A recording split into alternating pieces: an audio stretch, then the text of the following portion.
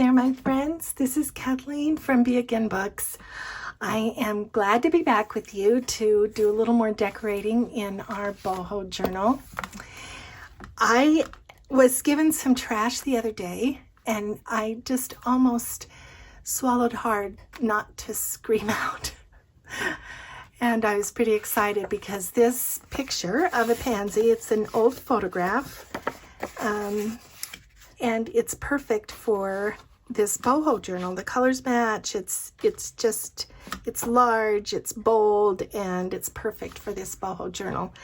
And I decided what I wanted to do was make kind of a wide belly band right on this page opposite this little flip, and but I want to dress it up a little bit, and it was very shiny.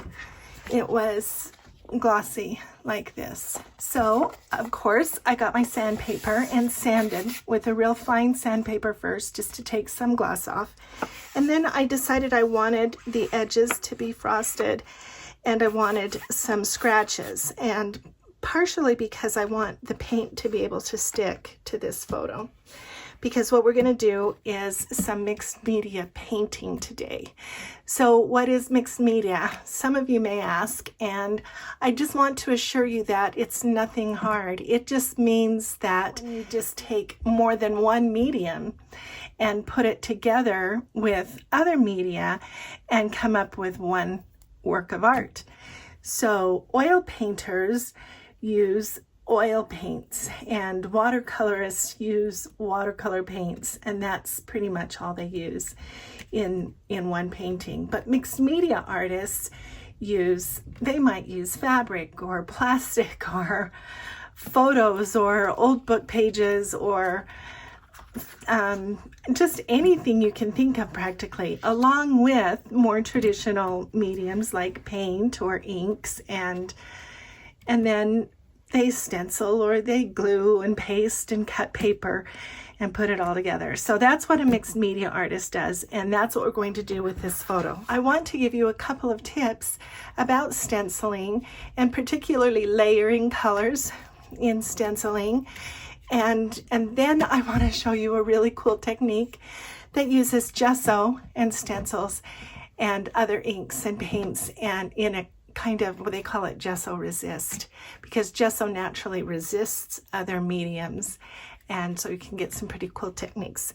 But let's just start. Basically, I'm going to layer up an image of a butterfly here, just kind of on this this photo. I'm going to use sponges today. You can get special stencil brushes. Stencil brushes are flat at the tip so that you can get a nice kind of pouncing. But I'm just going to use this stencil sponge and possibly some of these smaller, these are makeup sponges. So the first thing you want to do is make sure your stencil is flat, and then you get a little bit of paint, and then you just kind of bring some of it off. If necessary, you can come over and dab some off on a paper towel, and then you just pounce.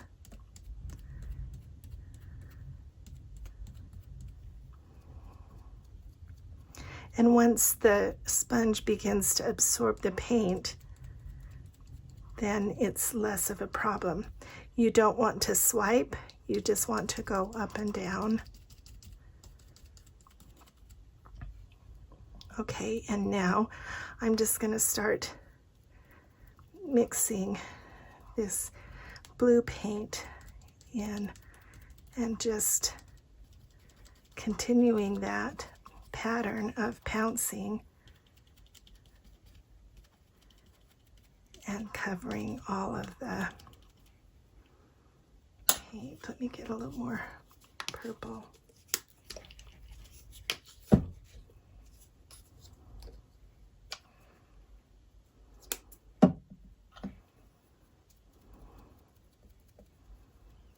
Mix that in a little and it will change the color a little bit.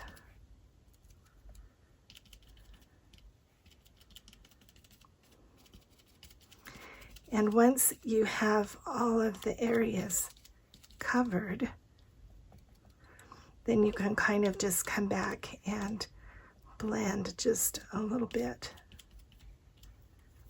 Okay, now I'm just going to peek and see what that looks like.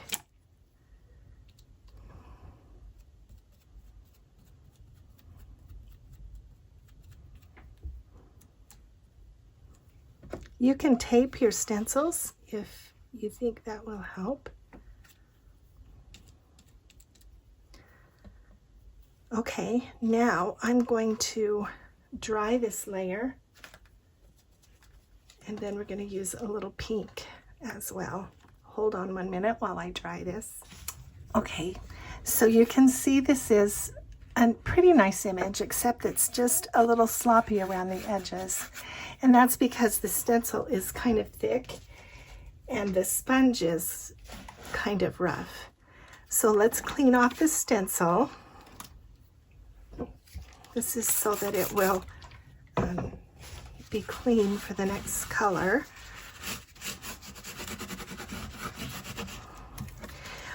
If the stencil is thick, then it creates a place for the paint to seep under the edges, and that's what makes it kind of a sloppy print. Let's see if we can get a little better print on this next one. I'm going to put it back over the image, and now let's do some pink.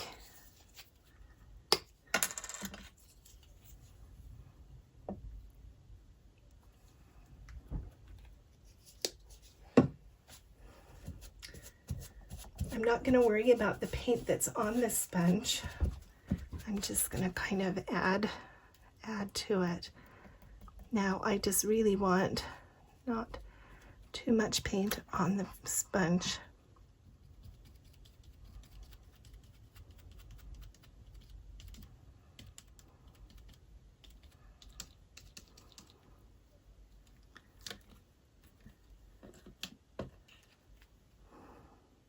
Yeah, I like that. Let me dry this.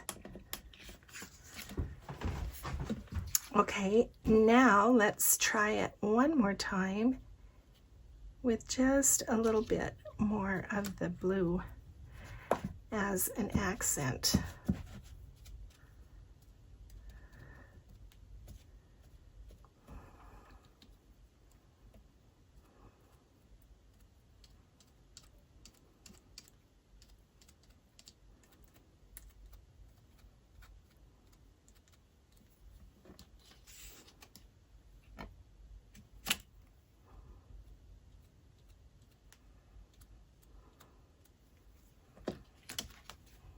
Okay.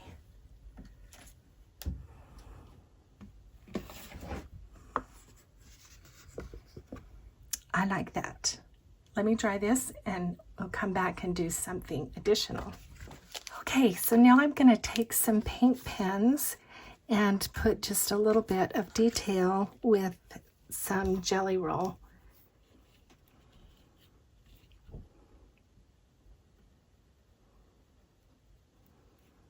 I'm not going to outline the whole thing, I just want to put some highlights.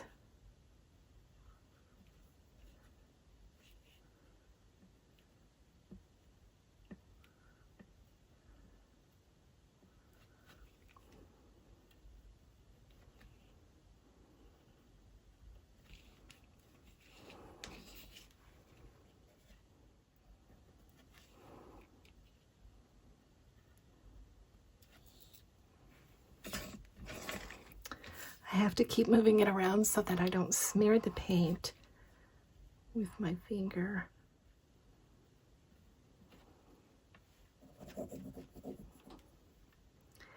And in this way, I can kind of cover up those rough edges. I think that's gonna do it.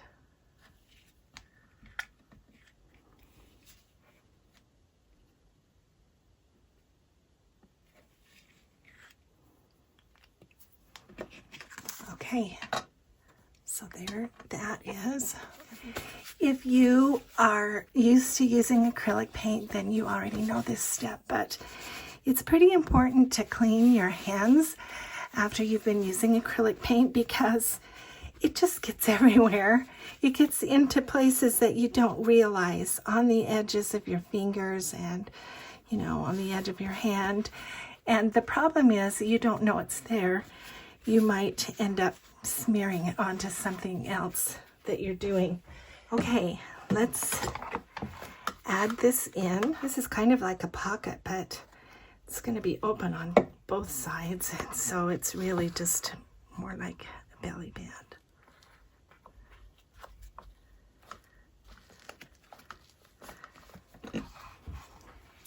Okay, adding those white highlights just helps to give some depth to what I've done here on top of the pansy, which is, you know, deep into the picture, and then this butterfly is forward, but it still has some depth because of the highlights and because of the different layers of colors that we built up on this stencil. The next technique is also really cool, and it's on the opposite of this one. It's going to be on this page.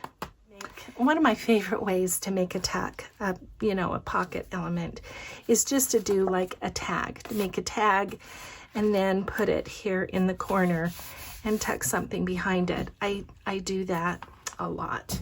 And I'm going to use this green cardstock. It's got a texture to it. And I'm going to put some, I'm going to stencil some gesso on this, and then do a paint ink kind of wash, and then the gesso is going to resist the paint. It's not going to paint over the top of it. It's going to resist. So let me just take one of these sponges, and I'm just going to carefully put, let me get that straight. It's hard for me to see from where I am. Okay, I'm just going to try to hold the stencil down, and then that will give me a good crisp image. You could use white acrylic paint, but if you have gesso, that would be better. Notice I'm just putting a little bit of paint on. I call it paint. It's not paint, it's gesso. Gesso, I don't think it's considered paint. It has some properties in it, some ingredients in it that make it a binder. It makes things stick. You can use it as a glue, even in collage. And once I have the image covered, then we'll dry it and see if we need to put another coat. It's better to put 2 or 3 coats than to try to get complete coverage first, because that's when you start getting paint gobbed underneath the edges. And when you have a really delicate stencil, it's important that you do it slowly and carefully. There we go. Okay, let me dry this and then we'll take a look at it. All right, I think this is pretty good. There are some parts that are thinner than other parts, but I think it's going to be okay. So let me clean this up and we'll do the next step. Okay, it's dry, and the next step is to put the wash over it, and I'm just going to do that with these 2 Distress spray stains. in peeled paint and speckled egg. So we'll do the peeled paint first.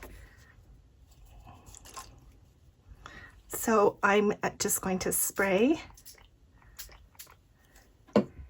and then I'm going to spray a little water and loosen that up a little. And you can see that the gesso resists. It colors a little bit, but it doesn't cover it up.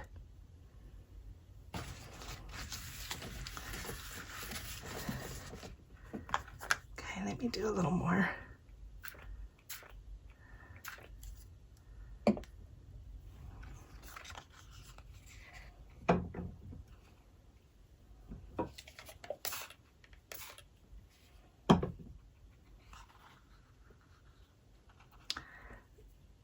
Let me dry my hands and I'll show you the... So what we're going for is kind of along the same colors as this pretty image on this side of the page. So we've got some green. Now let's do some speckled egg. I'm kind of aiming here for the middle.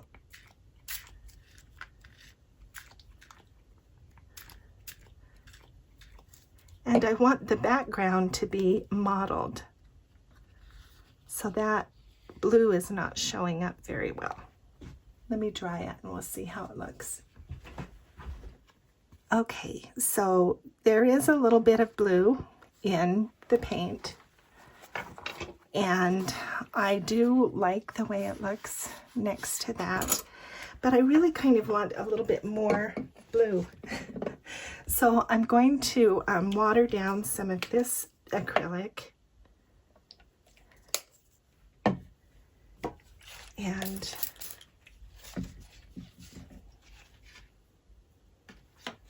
we'll take another sponge and put a little more blue in there.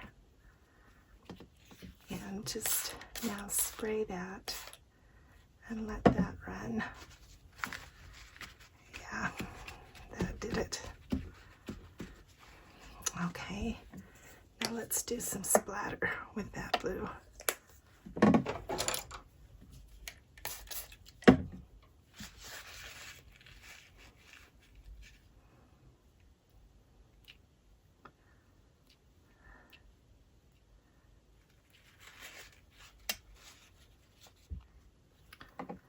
Okay, let's give one more little spray of this darker green. Yeah. Oh, I really like this. And you can see if you look closely, the gesso even resists and tries to resist this straight spraying, this straight spray stain. You can see here it's opaque on the regular paper, but the other splatters on the gesso are just not as opaque. That's the resist, and it's like magic. I really like it.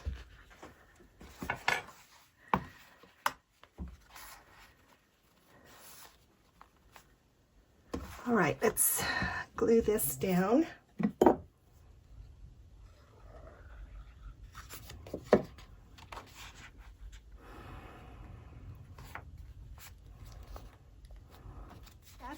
Okay, that's the magic of Gesso Resist. I think that's beautiful. And here is the layered stenciling. And I just want to remind you that these stenciling techniques work just as well on any other style of junk journal. And it's fun and adds really a lot of charm to the journal, I think. I hope you'll try it. I hope this video has been helpful, and I will go away and finish decorating this journal, and then I'll be back to show you the flip through. I may bring some other journals back before this one. because I have a couple that are almost done, but in good time, I'll be back with the flip through for this boho journal. Thanks for spending your time with me, and I will see you again with the next video.